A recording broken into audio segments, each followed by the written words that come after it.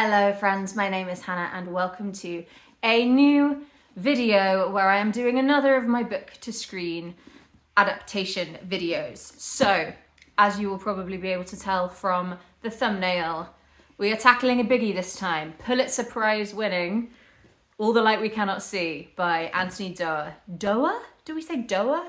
Doerr? I should check that before the end of this video. If you haven't seen these videos before, what I do at the beginning is lie to you and say that I will do a reading vlog at the start. That never happens. I usually just read the book and then come and chat to you about my thoughts. Then my good friend Farmer and I sit down, we discuss the book and how we felt about it, talk a little bit about what our expectations and or fears may be for a screen adaptation of it. Then we watch the screen adaptation and then we chat about some of the differences. So, fair warning, these are almost always spoilery because we're just the sort of people who can't keep secrets. So, this is your official warning to not proceed any further if you don't want spoilers for the book. That's it, that's Lewin's off. He doesn't want any spoilers, he's off. You going there, are you? Okay. You just can't get the staff these days. So, I am going to head off and read this now. Farms has already read this. She actually read it last year. And I have been accidentally avoiding it.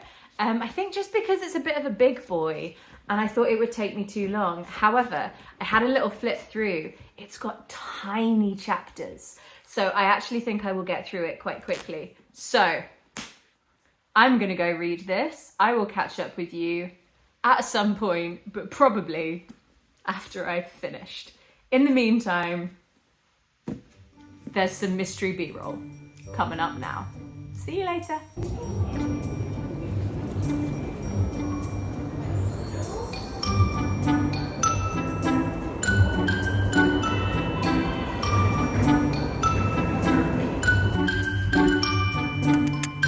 This way, Lou. This way. Come on, this way.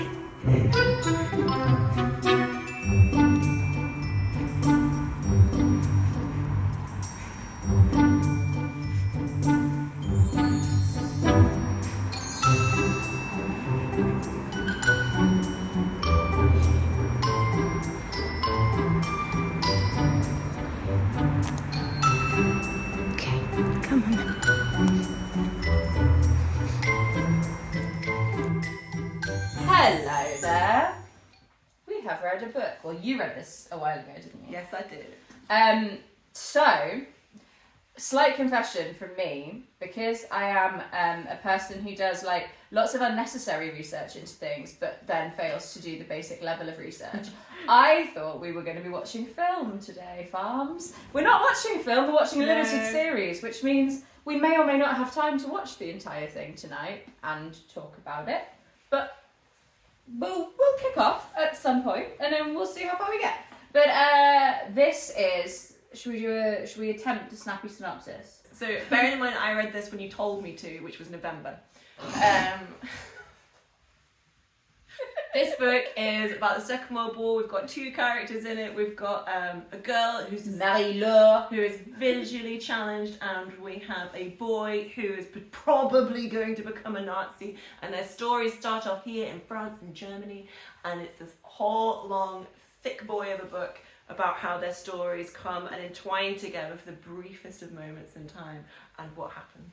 Yeah, and then within that, there's like this weird, like kind of like, not quite a mystery with the diamond, but there's also a bit of like Nazi art hunting happening. Yes, throughout it. I think that's a really interesting perspective to put on like a Nazi story as well, because the war's kind of winding down by the end of the book. So the war's been lost. Does Hitler die? He done it in this timeline? I think he does, doesn't he? Near the end. Yeah. So, which isn't a spoiler, and if you didn't know that, spoiler, fuck you. So it's about the group of Nazis who went round and stole art at the end of the war and hid it away so that they can make money later. And it's also about the importance of the radio as a like piece of technology. So as both a tool of resistance and hope, and and then also as a means of control and propaganda. So there's a lot going on in this book. What do we feel about an adaptation?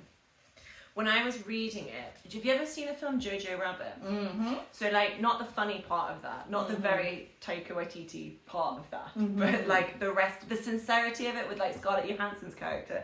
I thought if they do it similar to that, because that's like all about like family and community. Yeah. Like if they do it in that kind of a way, I thought it would work quite well. But because I said before that I found the first probably about 4 chapters really boring. So when you say chapters, because you listen on audio, right? Yeah. So the chapters are super short in the book because it flips every perspective, but they're chunked. So the novel, it took me a little while to settle into it, just because you flip like every 3 or 4 pages, you're flipping between pretty much Marie-Laur's perspective and Werner's perspective, so the boy and the girl, and then each section is flitting in time between the start of the war and the build up to the war, and then this week in 1944 in San Paulo, which is the time that their lives eventually meet. So there's this very slow, as Farmer said, coming together of their narratives, but that's also like interspersed throughout the book. So I think it will be interesting to see how they chunk it into 4 episodes. Yeah. But when I thought this was going to be a film, I was concerned because there is a lot. There's a lot. We cover a lot of ground here. I have a couple of reservations about the adaptation, mostly to do with casting. Oh no, I don't know anything about this. So Etienne is played by Hugh Laurie. And War Pal Mark Ruffalo plays Marie-Laur's dad. Oh, no, so Ruffalo again! I was really Cast hoping someone else. But I was really hoping for, unless they're American, in which case crack on. Well, I was hoping for French actors and German actors, and for this to be, I thought it was going to be a subtitled thing. That would be so nice. What a great idea, Han. But it's evidently not. So I always get a little bit. But it's gonna be, oh no, the Germans are coming. Yeah, I feel like we could get away with that in the 90s, and now I don't believe people speaking in English when they should be speaking in a different language. So other than that, which yeah. Love Hugh Laurie. We'll see. I mean, love Hugh Laurie. I actually have a real soft spot for Mark Ruffalo, but as we discovered in Poor Things, accents are not his strong suit. Not his strong suit. Or like non-American accents are not his strong suit. Okay, I task you with recreating his accent when we come back.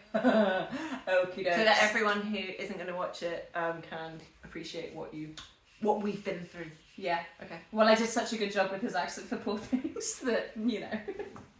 Right. We'd better crack on, hadn't we? Yeah. We get started?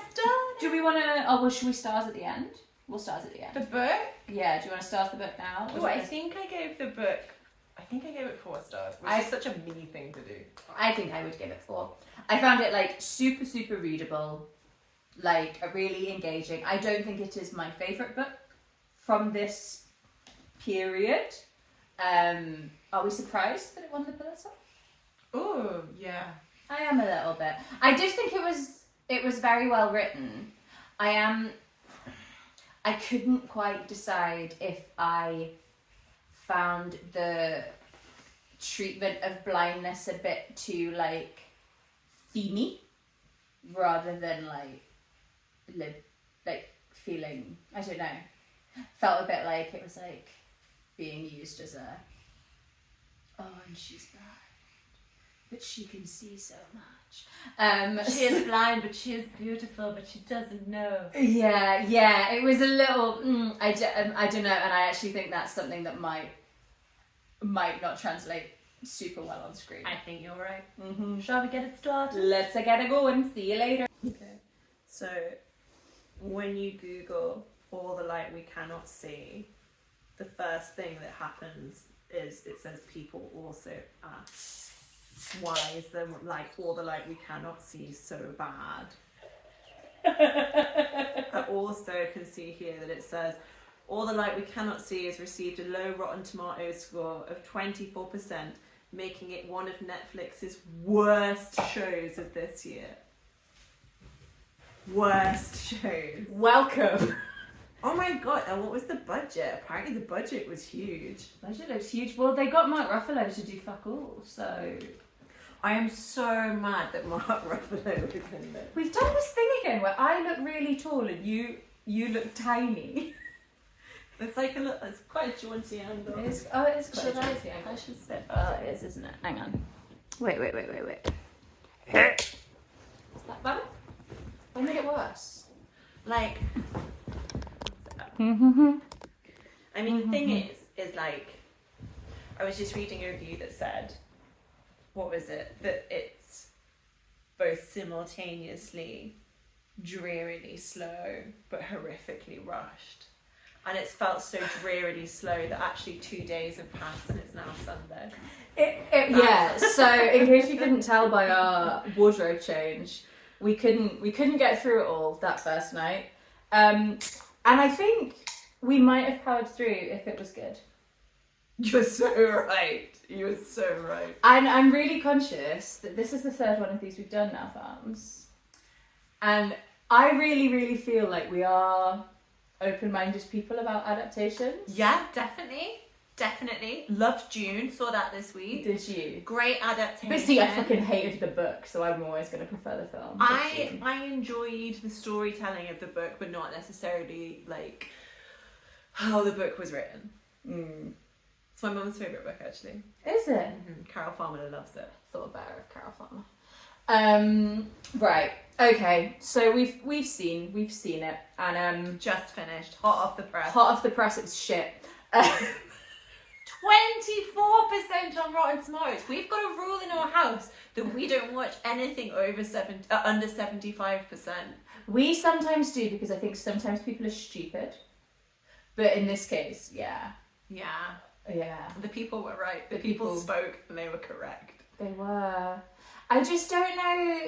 Right, let's talk about it. Let's talk about it rather than rant about it. So, let's deal with some of the biggest issues, which I think was the massive change they made to the emphasis in the narrative and the structure of it. I think those were the two main points that made it so bad. So, you know, earlier when I was like, it's this like slow chronology of them coming together interspersed with short, sharp parts of this condensed time period right at the end of the war.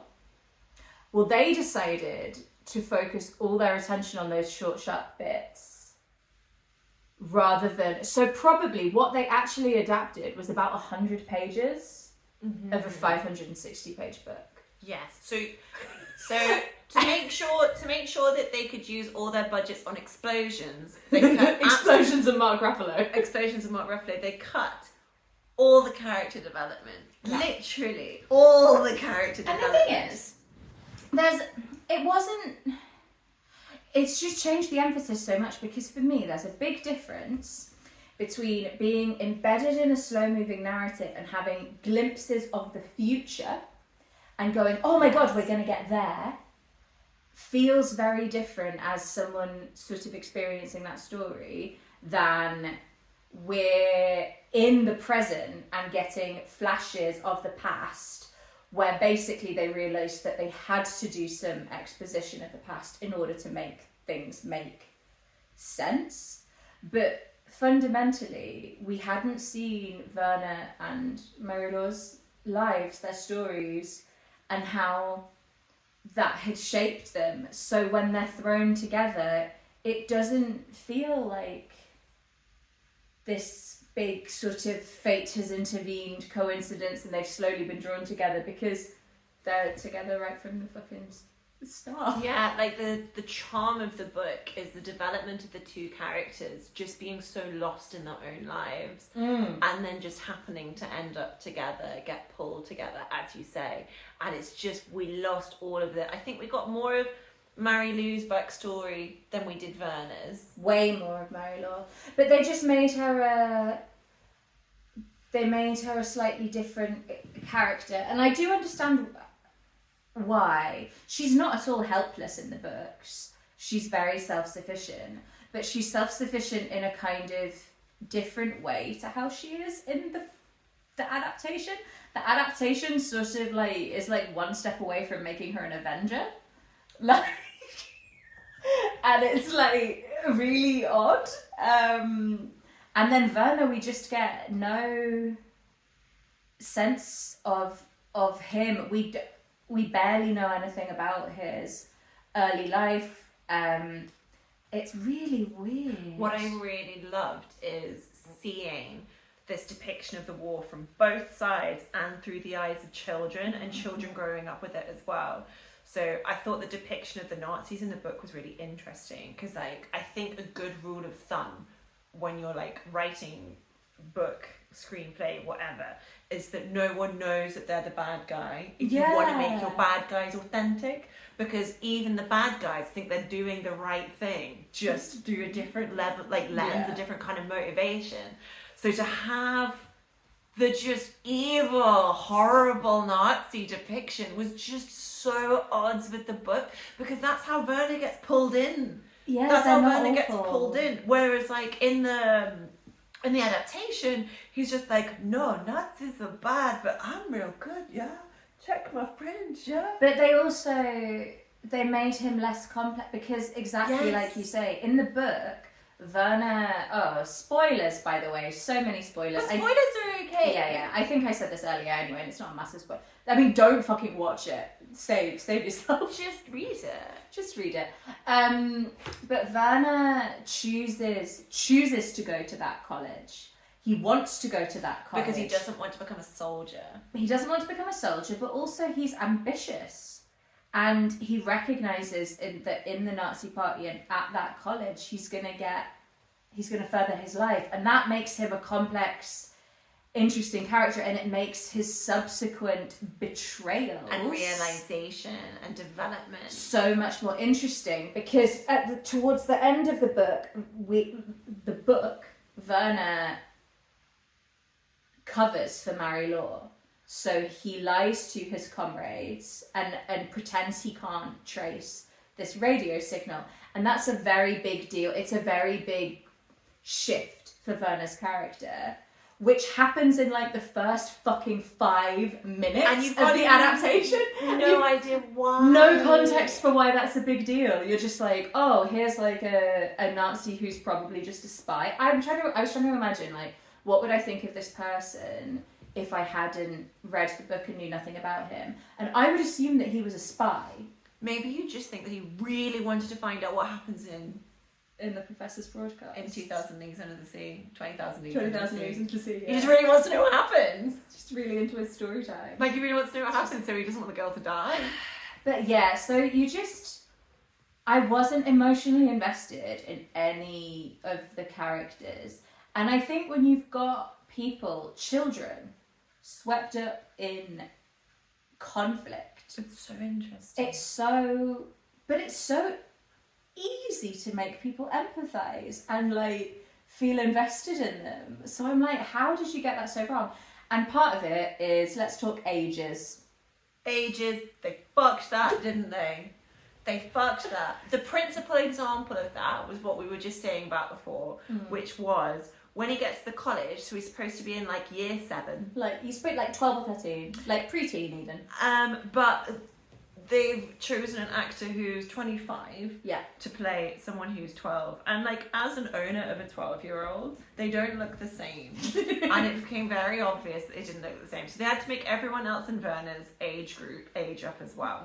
So when they give him the traditional welcome, which means beat the shit out of him, rather than having some 12-year-olds, because I tested this today. Yeah. Did you get Harry to beat the shit out of someone? I was like, I don't think you could kill someone. And he's like, yeah, we'd probably like stick a boot in, but like they wouldn't keep on going, because when you're that young, your sense of morality, you haven't quite become indoctrinated, and that would just kick in, and you don't really have the guts to do it, or maybe like a psychopath would, but like not a normal kid that age. And the portrayal is supposed to be that they're all normal kids who have their spirits broken and like get indoctrinated into the Nazi party. But instead, they have 20 like 15, 16-year-olds running after him and kicking them. Stacked as well. Most stacked set of teenagers I've ever seen in my life. Like, I mean, I know the Nazis really believed in like physical. But you can't sort grow. But yeah, like there's no way any of the extras were young teenagers. There's no way any of them were under 20. Yeah. So they would have killed him. They would have killed him, he running would be after dead. him like that. So if you had been dead, oh well. Yeah. At least he would have fucking died, So which I was think the point. This is what annoyed me about it, because I think I understand why they cast older actors than the characters are in the book. I don't agree with it, but I do think to do it well, to see those characters when they're like 7 or 8, 10 or 11, 12 or 13, 15, 16, 17 years old, you would probably need at least 3 actors, probably, to like run that age group, depending on how much focus they've got on each time period. But because they've got so much in the present in 1944 and so little in the past, I mean, well, you could have just cast a 14, 15-year-old then, because they didn't need to be able to play all those other ages, because they had a young actor, and the young Mary Law was so good. Really good. She was one of the best things about it. And the older Mary Law was like fine and good, but she was 30. She didn't look 30, but she didn't look like a teenager. But let's, from when we watched most of this 2 days ago, do you remember how they made the boy look young and the girl look young? Oh, put them in shorts. Shorts and a fringe. That's it. They gave her a fringe, This and is they like- put this 26-year-old fucking man in shorts. Like, look, he's 12.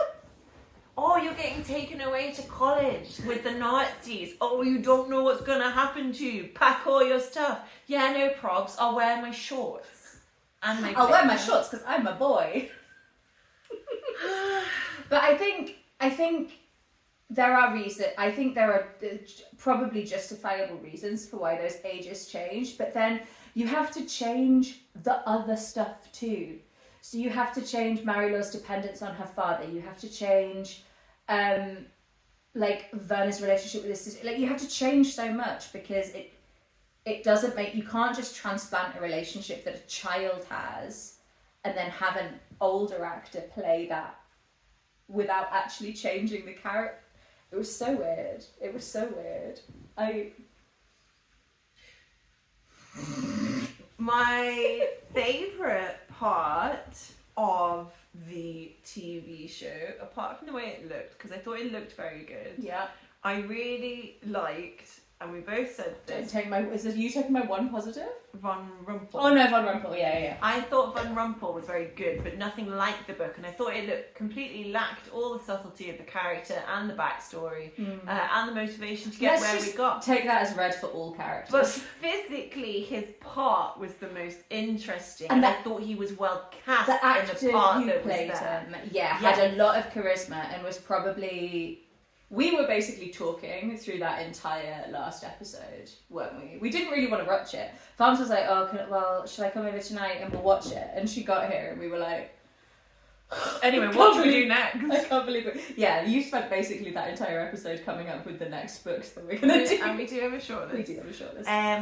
But But Von Rumpel, I would pay attention when he was on the screen, and I do think he was interesting. But like, it's supposed to be all about Mary Law and Werner, and Von Rumpel is just there as like another interesting character. That's the guy, the like Nazi jeweler who's like hunting the diamond. There's a lot of plot in this book. I really don't know if any of this content is going to make sense if people haven't read the book.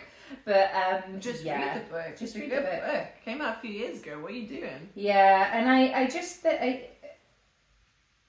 yeah, it didn't. Oh, and they did change Werner's ending, didn't they? The fact that Werner in the book dies by standing on a landmine just at the end of the war for no reason whatsoever really highlights the futility of war, which I think should always be a point that's made in these books. I think it makes a good war book, if that's your view. And I remember when I read it, I was like staggered. I was so just sad. Whoa, like it took my breath away. Like that's it. He's Did you just not gone. think one of them was going to die though? I thought that for the whole book I was like, one, they're not both making it out of this book alive. And I didn't think he would kill Mary Law. So I did think for a lot of the book that Werner was not going to make it through. But I was expecting him to be like killed in a more meaningful, not meaningful, because there is no meaningful. Pointful. But yeah, I didn't expect it to be like an accident post-war. Yeah, like, that he should have been safe and he wasn't. That was a real like. That was a shitter.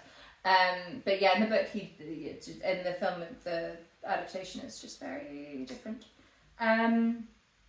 I made some notes, didn't I? What did I say when I was feeling really salty earlier? I think what we should do is you should quick fire through all the points, everything I said you made, and I'll agree or disagree. Okay. Well, the most important issue that I had with the entire thing: why are the French British? Why were the French British? Oh, you couldn't tell what nationality anyone was. So basically, all the people who should have been French were French within the world of the narrative, but had English accents. But was that ever actually explained?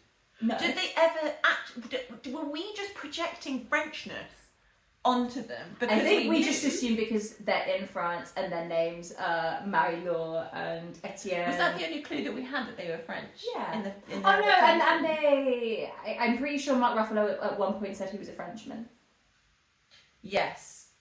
The Frenchman who's counting his steps. Yeah. No, they said Parisian, didn't they? Parisian, they called him a Parisian. So they were all speaking in English with English accents, and then all the Germans were speaking in English with German accents. But that was probably because the German people were German. Yeah, so speaking English with their accent. So I think the girl playing Marie-Laure is American, and her British accent was fine. And then the guy playing Werner is German. So yeah, his accent was probably. And Von Rumpel was German. His accent, yeah. So they got actual Germans. God. But they drew the line at casting actual French people as French people. Let's cast Mark Ruffalo. Famously fucked this up. Mark Ruffalo can't relax his face on camera anymore. Have you noticed this? In the last few things I've seen, he's like does this. He kind of lifts from here. Yeah, and it's like. It's almost like a tick thing that he's got now. And the first time I noticed it, I was like, oh, that's a thing that he's doing for that character. And I've now seen it in like 3 or 4 other characters. So I'm like, that's just the thing Mark Ruffalo does. But anyway, so that was number 1, why are the French British? They changed Etienne's character. Completely. So Etienne is supposed to be this absolutely traumatized and broken man who literally hasn't left his house in decades. And Hugh Laurie is like a badass on a motorcycle who is supposed to still be agoraphobic for most of the narrative, but like straight up is it like you don't for a second believe that he hasn't left the house. Rocks up with a gun. Like, yeah. Pew pew pew pew. Like full on, very like how the Americans like to imagine themselves in this period of global history. He was I didn't understand. So that was Etienne. Emphasis on going back rather than jumping forward. We've covered her broadcasts were way more political. In the book, she just reads Jules Verne. Like sincerely, not coded messages-y. Yeah. And also, don't you think that was very in the adaptation? It was very tell me, not showing me, because Hugh Laurie was just basically like, here's some exposition.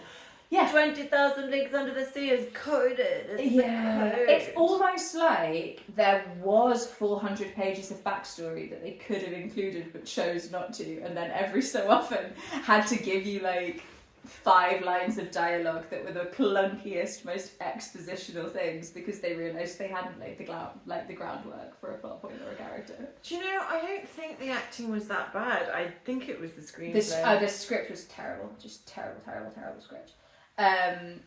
then Werner's whole story, but yeah, we've covered that. The fact that it doesn't mean anything when he stands up for Mary-Laure because we have no frame of reference for his character. On to episode 2. We saw too much of him getting the diamond. So, do you remember when Mark Ruffalo's like, they're like supposed to be fleeing the museum in episode 2? Yeah. And we see him actually getting the diamond, so you don't have the... In the book, there's like, the museum have this like fail-safe thing where they have decoys and 4 people have 4 diamonds and no one knows what the real diamond is and they all get sent out in different directions and one of them is Mary-Laure's dad. Whereas in the film, I keep calling it a film, in the series, it's just Mark Ruffalo going into a safe, grabbing the diamond, putting it in his bag and being like, I've got the diamond now and we're getting it out of Paris. And then, also, we were wondering through episodes 1, 2 and 3, so for 3 hours we were wondering, it's weird how they haven't mentioned that he was a locksmith. Like, surely that should be, like, part of the story, and that he makes these little lock boxes for Marie-Laure's birthday. But No. But we know now why they didn't have to bother doing that, because instead of Mary-Laure finding the little wooden house that he's hidden the diamond in and working out the mechanism to open it because she's really good at manipulating like physical puzzles, instead they just had Von Rumpel collapse on top of the house and the diamond like spring out. And we find out that Mark Ruffalo is a locksmith in the last 20 seconds of his character. Yeah. Oh, and they also kill him, where in the book, in the book, Etienne lives to the end. In the adaptation, he doesn't. But Etienne and Marie-Laure never know if he's alive or not. And they've spent, she spends the whole of the rest of her life trying to find her father and find out what happened to him. Mm-hmm. And Von Rumpel just, kills him in the adaptation. There was so much more violence. There was so much more violence. And I think that is the one of the scenes that I think they ruined the most was there is a scene in the book where Marie-Laure is tiptoeing around the house, trying to get away from Von Rumpel coming round the house, clunking about, thinking no one's there, and it's this wonderful, it's so tense, slow, tense, heart in your mouth, cat and mouse scene. He drags it out in the book. Doesn't that happen over 3 sections? Yeah, we come back to it because she gets thirsty, and she's like, shit, what am I going to do? Whereas in the film, he knows she's there, he's clunking about, he's brought a little grenade with him. Where's he been hiding that the whole time? Every Nazi has a grenade on him. But yeah, they have a whole conversation through this door. And he's like, I killed your dad. And it's just what a beautiful, tense scene. Which, I read the book in December. Yeah. I read the book when you told me to. Which November, I think. November. And then so it's just, that stuck with me out of so much of the book was great, but that really, I was like, oh, what a good scene. And then it was one of the tensest things I've read in a really long time. Basically, the whole entire thing is just, here's this lovely, delicate story, let's smash it with a big Nazi fist. And I think that when you refrain from overt violence, it makes the threat of violence more palpable. Yeah. And it makes the moments of violence hit much harder. Yeah. But they amped the violence up at every opportunity, and it just didn't serve the story in any way. Because we know war is violent. What was interesting about this story was seeing all of the stuff that goes on in and amongst that violence, and the violence very much being kind of at the edges. Mm-hmm. And it just, there was no edges. There was no subtlety. There was no nuance. No. Okay, yeah, so there was a bit, this is to do with telling, not showing. There was a bit where Werner is talking to that other Nazi who figures out that Werner has been lying about Schmidt. Werner's been lying about not being able to trace Marie-Laure's radio signal, and he's like, why did you do that? And he confronts him. This whole exchange happens that isn't in the book. And Werner says to protect a memory. That's why he did it. He did it to protect a memory. But because we have had none of Werner's backstory, we do not know the significance of the memory that he is trying to protect. So it's like they've hinted at it. I couldn't work out if they were making this for readers of the book or for people who hadn't read the book, but I feel like neither. It feels like they fucked both, doesn't it? Because they've not, yeah, I don't know. Just kidding. Episode 3, this is so silly, why is Etienne a badass? So we did that. Then so much more violent. Supposed to be a small resistance, like a homegrown resistance, and instead it's like this, like... Internationally organised. Like Etienne and Madame Manek have been like running like an actual like counterintelligence thing for years, and I'm like, it's in the book. It's like Madame Manek they start by just like basically like being a bit what's the word? They're kind of just being like they're tinkering. Yeah, they're being a bit naughty and like trying to like basically fuck things up a little bit for the Germans, but they're not being like outright saboteurs. Mm-hmm. But in the book, no, they're definitely in charge of it. Why is Mark Ruffalo being tortured? Well, why Mark Ruffalo? Why Mark Ruffalo? Why is Mark Ruffalo? Yeah, and then the last thing I wrote, I did have a positive. There's a nice shot of the outside of the house that they're in which the doors are painted a blue that is very similar to the cover of the book, and that's the one thing I liked. I listened to the audiobook, I didn't get the cover. Oh, right, stars? out of 5. 1 star. It's a 0. It had no redeeming features for me. I would not recommend it to anyone.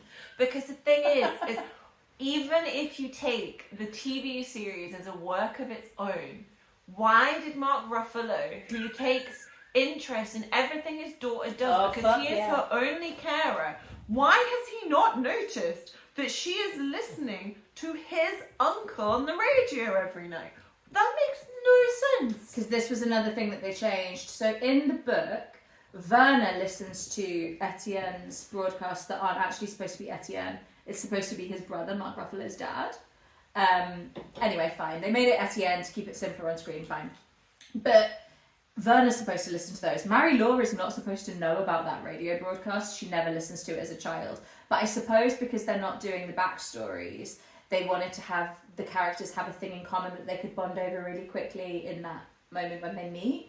So they had it be both of them. But I'm like, but this doesn't make any sense because that's his literal uncle. And Mark Ruffalo is like, I've never heard this man before in my life. And he's got like no fucking idea. You're like... I've never kissed someone because they listen to the same radio show as me. I probably have. I probably have. But I do as I say, not as I do. Well, there we go. 0 stars for Farms. I'll give it 1. What for? For Von Rumpel. Mad Von Rumpel. Do you know what? I would like to see the one actor stage production where Von Rumpel, it's just him. Yeah? Yeah. Running about the countryside. Yeah. Yeah, just him hunting for diamonds. I'll watch you. that. Thank you. Yeah. Wow. This So- isn't going very well. I No. like loads. I like loads of I like adaptations. loads I like of so many adaptations. adaptations. Do you think, right, you know how like Disney keeps remaking all the like Disney stuff lately? Do you think people are just doing it because it's like easier? I think Disney's a bit of an exception maybe because Disney's Disney. But I think generally adaptations, they hope that there'll already be an audience.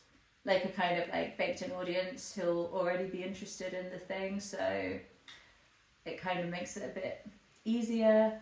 And then I would really like the job of the person at the production company who reads all the books and goes, this would be a good adaptation. How do I get that job? That'd be a great That job. sounds like a great job.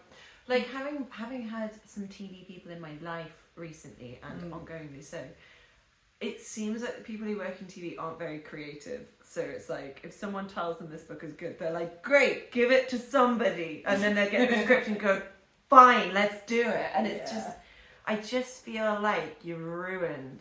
So, because they've ruined it so badly, no one's going to make it again. I think a TV series was the right vehicle for it rather than a film. Yes, I agree. Because it lends itself so well to serial because of the way that it passes time. And I think the passage of time is such an important structural You could have factor. had every episode be start and end in 1944 with the chunk in the middle. Yeah. And you could have had that as a structure to top and tail it. Again, That is how it's written. I'm going to say it again for the third time in a row that we could do better. Oh, man. It's really disappointing. But I think we've got a short list of things. We do want to do Ripley. And I've got really high hopes. I think that Andrew Scott Ripley is going to be really good. I can't think of another actor in my entire life that I will like it. I've never not liked him. Like, I can't not like him. Like, No. what's the... Like, when I watched Fleabag, I felt like my heart got ripped out. Hot priest. Such a hot priest. Such a hot priest. I might have genuinely... I actually really cried. like him, and I think he's... Yeah, I cried at that. Yeah. I think he's brilliant. Did I tell you that the first year I went to the Fringe when we were at uni? She was doing Fleabag. Really? That was the year. Did you And she flyered us. Literally got flyered by Phoebe Waller-Bridge. Wow. Way before she was famous. That would have been in like 2008, 2009. 2008 We was start- the first year I... Yes, because we started. Oh no, 2009, because we started in 2008, so it was the Summer. summer of first year. Yeah. Wow. So yeah. I feel weird that you haven't like dropped that anecdote before. I'm sorry, baby. No, that's okay. What other famous people have you met that I don't know about? Oh, loads. Hardly any. I was part of an internet group, an internet forum that basically stalked, for want of a better word, the League of Gentlemen. You know the League of Gentlemen? I do know the League So of I've Gentlemen, met not them personally. like several times. I met David Williams and he nearly pushed me down the stairs. That sounds that tracks. The publishing stories about him are fascinating, but No. also libelous, so we'll stay away from them. Yeah, no libel on this channel. No libel. Just pointed looks. Can't quote a look. Right. Let's leave that there. What a disappointing end to 4 hours of viewing. But the good news is It's over. but also the good news is wait here and you can in a couple of seconds see a lovely dramatic poetry reading by Farms yesterday. Back when we were so hopeful, before we'd watched a single minute and we were happy and full of joy. I would just like to say, based off that, I forgot to say on Friday that that book is available from Bad Betty. Molly Naylor's Bandcamp. Molly Naylor's Bandcamp. And if you don't feel the absolute need to rush out and go and get it based off my reading, then I don't know what's wrong with you. Enjoy. That's coming up now. Hello, hi, Editing Hannah here. Thank you if you are still here for watching that rant. I feel bad that we laid into that so badly, but it was genuinely a terrible adaptation. But we are trying really, really hard to find ones that might be better in the future. So do subscribe to my channel if you want to stick around, and hopefully we've turned a corner and things are going to improve.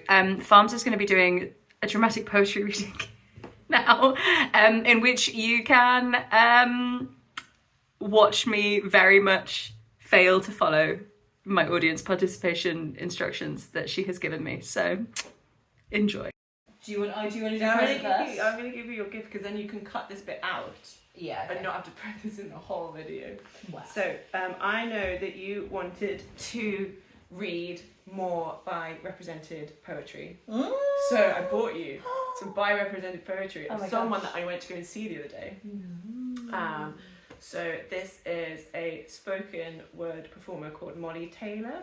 Wait, no, let me get that right. It might be Molly Naylor. Hang on.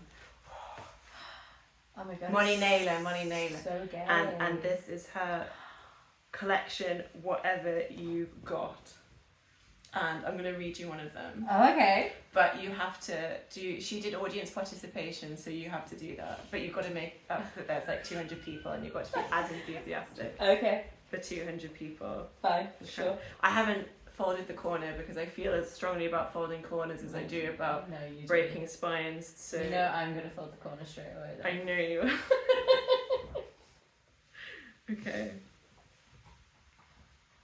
But I read this to Harry and Harry liked it, so I feel like Steps you will as well. So this poem is about how everyone on social media tries to represent themselves as living their best life. We all know it's not authentic, and it's okay just to be a bit shit, because we all are really. We're not fabulous all the time. You're looking fabulous tonight, by the way. Thank you. You're looking fabulous too. So, I say, you're all right. You say, you are. You are. Got you. Okay. So, Right. you're all right. You are. I'm with you. So, it's called You're All Right. You are. You're all right. You are. You're fine. You're 6 out of 10. You're medium cheese. Don't love yourself. Accept yourself. Who's got the time to love themselves when floods are coming and there's a new season of Ozark? You're all right. You are. You're a yogurt. That's fine. You're not a tiramisu, but you don't have to be a tiramisu. Tiramisu for breakfast is too much. You're all right. You are.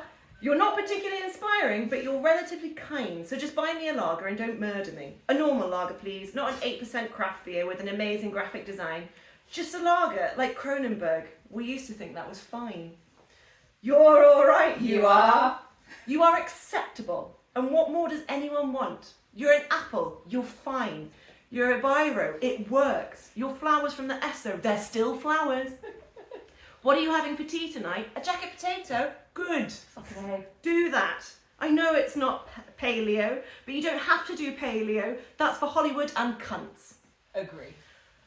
Good. Going swimming, are you? Doing butterfly, are you? Don't. Just do breaststroke. Stop trying to do butterfly. It's weird. You're all right, you are. There's no shame in you. You're like when someone has a Q in Scrabble and you use it to spell queen. You don't impress me much and I like that. I don't need to be impressed all the time. I'm 39. I've seen Stonehenge. I've seen a fish eat a duck. I've met Robin Ince. Just crack on. You're fine. You're all right, you are. You're not a work of art. You're a doodle of a hair or a photo taken by a mum on an iPad. But if we open our hearts, we can find you very poignant. You're all right, you are. You're occasionally funny. You're 6 out of 10. You're an apple. Enough. A biro. Enough. A yogurt. Enough. A hedge. Enough. Your hair's nice when you wash it. You're medium cheese. A jacket potato. Perfectly good. Adequate coffee. $4.99 wine. Kronenberg breaststroke. I love you. You're fine. I love you. You're fine. Fine. Oh, So that's this is amazing. my gift to I'm you. feeling incredibly Kronenberg medium cheese this week, so that's perfect. It's so good. She did several readings at Grace Petrie's gig at the Glass House, and it was so good. Like, what a support for like a feminist folk music act. Loved it. Oh, yeah, that is cool. Oh, I'm excited. I might take her to Paris. Oh, dude! Oh, I might take her to Paris. Paris. I'll be fucking fine in Paris. And you'll read that. And do you know what? I'll go to Paris and I won't do that much stuff and it'll be fine. Not gonna see the Eiffel Tower. Not You're gonna fine. take really good pictures. It's fine.